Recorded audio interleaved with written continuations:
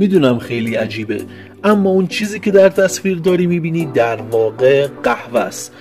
قهوه زمانی که روی درخته اینجوری خوشگل و قرمزه. الان اوضاع خانومی داری میبینی که در حال چیدن دونه های قهوه از درخت و خیلی خوشحاله. دونه های درخت رو به صورت خیلی سنتی اینجوری میشورن و با این دستگاه دونه های قهوه رو از داخلش جدا میکنن. به این روش شسته میگن.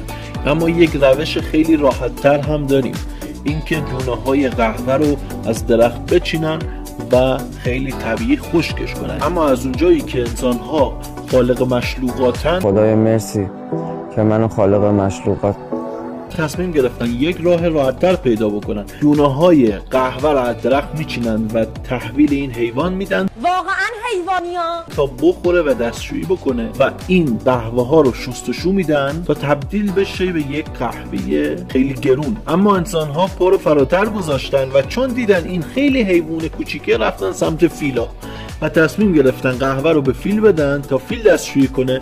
اینجوری هم هزینه‌اش کمتره، هم میزان تولید بیشتره. شاید الان براتون سوال باشه چرا داره اینقدر زحمت میکشه تا این دستشویی آقا فیل نخوره زمین؟ خب خیلی واضحه، به خاطری که اگه بخوره زمین کثیف میشه.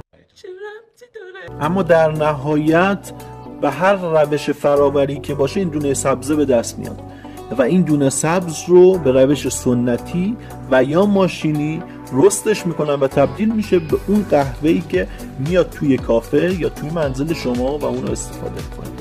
در پایان اگه دوست دارید بدونید کدوم روش فرآوری بهتره و کدوم کشورها بهترین دونه قهوه رو دارن، کلمه راز قهوه رو کامنت کنید. کافمن، لحظه هایی که میچسبن.